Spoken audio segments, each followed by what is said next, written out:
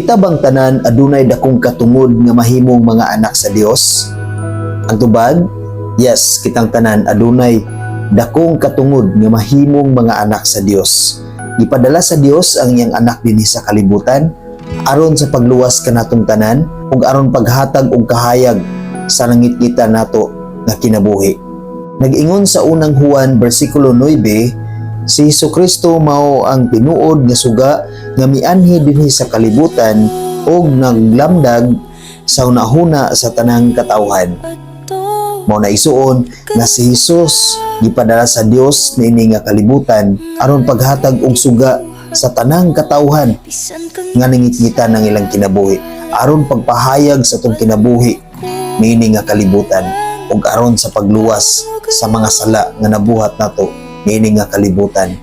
Maong gipadala sa Dios ang tinuod nga suga sa atong kinabuhi nga mao si Hesukristo aron malamdagan ang atong nahuna, atong mabatunan ang maayo nga hunahuna, maayo nga kinabuhi ug aron pagbag-o sa atong kinabuhi samtang anaa kita niini nga kalibutan. Maong igsuon atong tugutan ang atong kaugalingon nga mopuyo si Jesus sa atong tibuok kinabuhi. Tungod kay nag-ingon ang iyang pulong sa unang Juan bersikulo 12, apan si bisan kinsa nga midawat og mituo kaniya gihatagan niya og katungod nga mahimong anak sa Dios.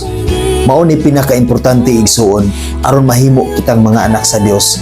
Ato gayud nga dawaton og tuuhan si Kristo nga siya ang tinuod nga suga nga gipadala sa Dios dinhi sa kalibutan aron pag-rescue kanato, aron pagluwas kanato, ug aron pagbag-o, pag-usab o paghatag og maayo na panghunahuna sa atong kinabuhi.